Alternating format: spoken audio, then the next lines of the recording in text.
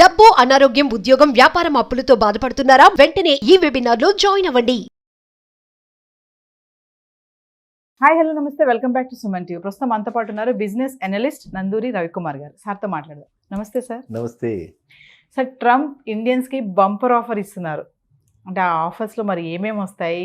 IT ఇండస్ట్రీకి ఏమైనా problem ఉంటుందా? ఐటీ ఎంప్లాయీస్కి మరి వీటి గురించి ఒక్కసారి సార్. ఇది చాలా చక్కటి ప్రశ్న. ఎందుకంటే చాలా మందిలో ఈ ప్రశ్న ఉత్పన్నమవుతుంది. ఎందుకంటే ఆయన అక్కడ వాళ్ళని ప్రొటెక్ట్ చేసి మన ఎవరైనా నెగ్లెక్ట్ చేస్తాడా, అక్కడ వాళ్ళకి ఎక్కువ అవకాశాలు ఇచ్చి మనకి అవకాశాలు తగ్గుతాయా, ఈ విధమైన ఆలోచన ఉంది. కాబట్టి ఇది అంటే సరైన సమయం అనమాట దానికి చర్చించుకోవాలంటే. ట్రంప్ గెలవగానే ఫస్ట్ మనందరం కూడా స్టేట్మెంట్స్, ఇనిషియల్ స్టేట్మెంట్స్ చూస్తే ఆయన ఏమన్నాడంటే, Modi is my friend, my best friend, Modi and my self we have good relationship అన్నాడు. సో అది ఏంటంటే ఇండో యుఎస్ రిలేషన్షిప్స్ బైలాటరల్ ట్రేడ్కి చాలా ఉపయోగపడతాయి అన్నమాట. కాబట్టి మన ట్రేడ్, మనకి ఏదైతే బిజినెసెస్ ఉన్నాయో, అంటే మన వ్యాపారులు, మనం ఏవైతే వ్యాపారం చేస్తున్నామో, ఇండియా ఇంకా రాబోయే కాలంలో మరింత చేయబోతోంది అని దానికి ఒక సంకేతం. అంటే bilateral trade with US is going to increase, that is no doubt. అది ఫస్ట్ వరం మనకి ఫ్రెండ్లీ కంట్రీ అయిపోయింది. ఒక ఫ్రెండ్లీ పర్సన్ అక్కడ హెడ్ చేస్తున్నాడు. అండ్ దట్ ఒక ప్రో బిజినెస్ మ్యాన్ కాబట్టి, ఈ himself is a business man కాబట్టి, ప్రో బిజినెస్ మ్యాన్ ఉన్నాడు కాబట్టి మంచి అనుకూల వాతావరణం కనిపిస్తుంది. రెండోది ఐటీ. మన వాళ్ళందరికీ కూడా, మనమంతా కూడా ఇండియా అంటే ఇండియన్ టాలెంట్ ఈజ్ ఐటీ. అందరూ ఇన్ఫర్మేషన్ టెక్నాలజీ అంటే నేను ఇండియన్ టాలెంట్ అంట. ఓకేనా? ఎందుకంటే మన దగ్గర ఉన్నంత ఐటీ ప్రొఫెషన్స్, మన దగ్గర ఉన్నంత స్కిల్డ్ ప్రొఫెషన్స్ ఎక్కడ ఏ దేశంలోనూ లేరు. గ్లోబల్గా వీఆర్ ది పీపుల్ అనమాట. అంటే మనము అంతమందికి మనము ఒక టాలెంట్, మన దగ్గర అంత ట్రెజరీ ఉంది, రిచ్ ట్రెజరీ ఉంది, మన దగ్గర గర్వపడాల్సినటువంటి విషయం ఉంది. సో ఆ ట్రంప్ ఆయన మనం ఎంత డిపెండెంటో ఆయన మన మీద అంతే డిపెండెంట్ కింద ఆ యుఎస్ కూడా ఉంది. కాబట్టి ఖచ్చితంగా మన టెక్కీస్కి మంచి రోజులు వస్తున్నాయి. మంచి రోజులు వస్తున్నాయంటే పాత టెక్నాలజీస్ పెట్టి కూర్చుంటే రావు. టెక్నాలజీ మారిపోతుంది, రోజు రోజుకి ఫాస్ట్గా చేంజ్ అయిపోతుంది. రోజు రోజుకి మనందరికీ తెలుసు, ఒక రెవల్యూషనరీ దీనిలో ఆర్టిఫిషియల్ ఇంటెలిజెన్స్ అనేది ఒక రెవల్యూషనరీ మార్పులు తీసుకొస్తుంది. సో ఏ రోజు ఎలాంటి మార్పులు వస్తున్నాయి, అలాంటి ఉద్యోగాలు పోతాయి, అలాంటివి కాదు. ఆ ఆందోళన చెందకుండా మనకున్న టాలెంట్ని ఇంకా యాడ్ ఆన్ చేసుకుంటూ వెళ్ళాలి. కొత్తవన్నీ చదువుకుంటూ వెళ్ళాలి. ఇప్పుడు మనం చూస్తున్నాం కదా టెక్నాలజీ ఎంత మారిపోతుంది. సో వీళ్ళు కూడా మారుతున్న టెక్నాలజీకి అనుగుణంగా వీళ్ళు కూడా అప్గ్రేడ్ అవ్వాలి. అప్గ్రేడ్ అయితే వాళ్ళందరికీ మంచి అవకాశం. తర్వాత రీసెంట్గా ఐ థింక్ మీరు న్యూస్లో చూస్తుంటారు, ఒక 3-4 రోజుల క్రితం మనం first time India we have supplied defence equipment, exporting defence equipment. మనం ఇంత గౌరవించదగ్గ విషయం.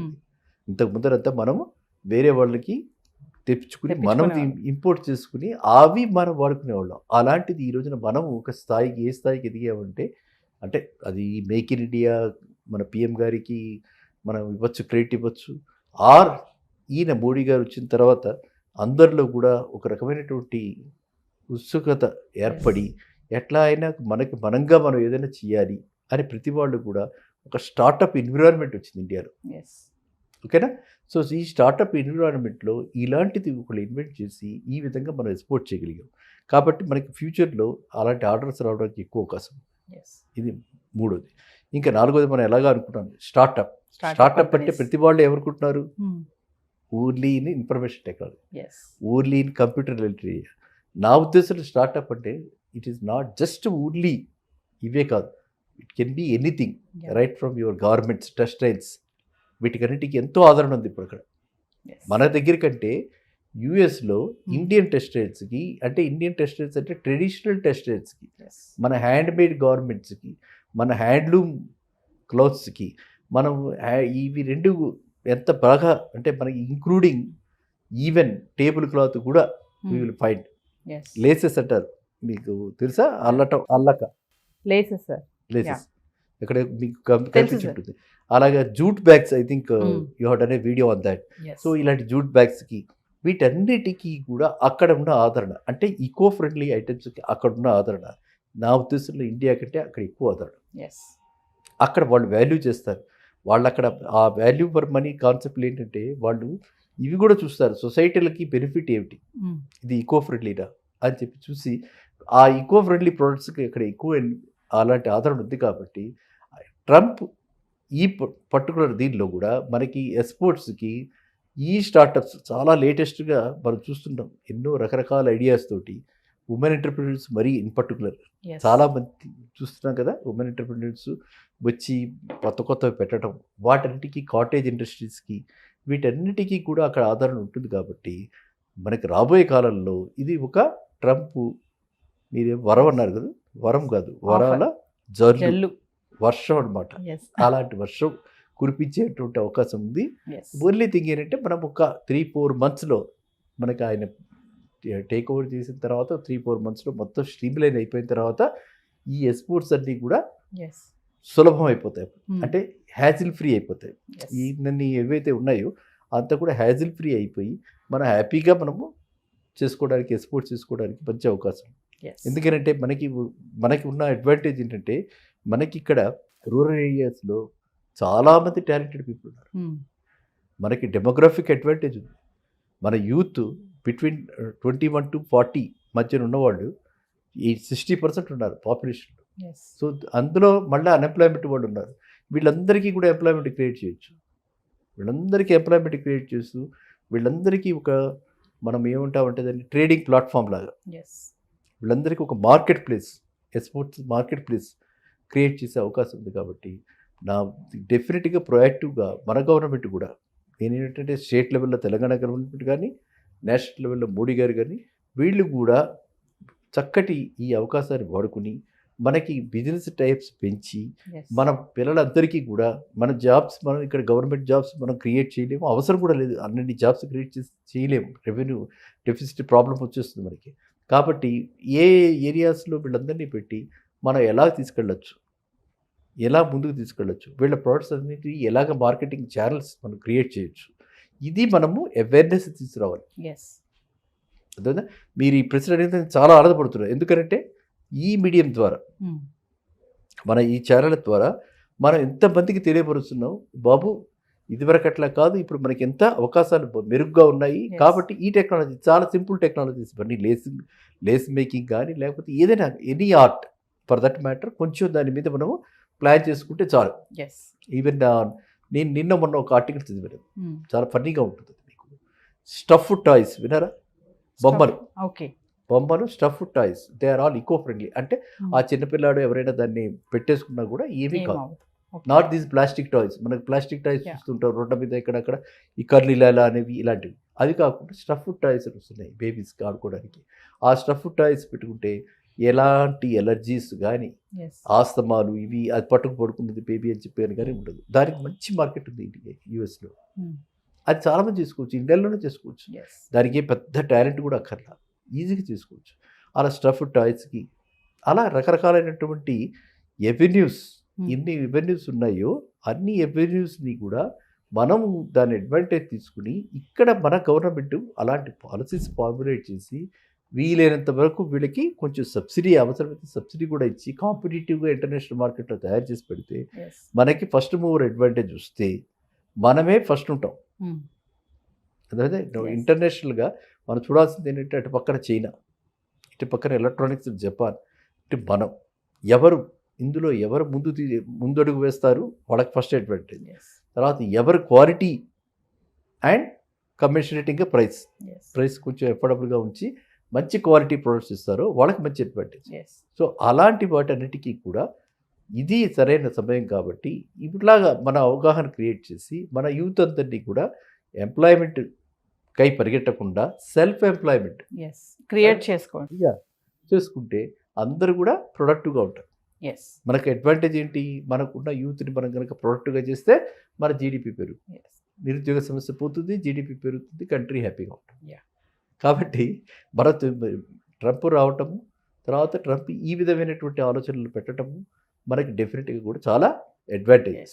అంటే సార్ ఇప్పుడు ట్రంప్కి చైనా పైన చాలా కొంచెం వ్యతిరేకత ఉంది కదా సార్, మరి ఈ వాణిజ్య విషయంలో మన ఇండియానే సెలెక్ట్ చేసుకుంటుందంటారా ఫైనల్గా? ఇప్పుడు ప్యాకెటే తప్పుడే, అవునా? సో ఇప్పుడు ఆయనకేంటి, ఇప్పుడు చాలాసార్లు అంటున్నారు బిజినెస్ మ్యాన్కి ఏం చూస్తారు ఆయన పరంగా ఏంటంటే మనకి ప్రైస్ ఒకటే క్వాలిటీ ఉండి ఎవరు చీపర్ అయితే వాళ్ళు. ఎస్. అందుకే మనం కాంపిటేటివ్గా Competitive. ఉండాలి, చైనాతో పాటు కాంపిటేటివ్గా ఉండాలంటే ప్రతి వాళ్ళకి అదే గుబులు. చైనా వాడు మనకంటే తక్కువ రేటుకి తయారు చేయగలుగుతాడు, ఎస్. చైనా వాళ్ళు బల్క్ ప్రొడక్షన్ చేస్తారు, చైనా వాళ్ళు మాస్ ప్రొడక్షన్ చేస్తారు, చైనాలో మనకంటే చాలా కమిటెడ్గా వర్కర్స్లో కూడా కమిటెడ్గా చేస్తారు.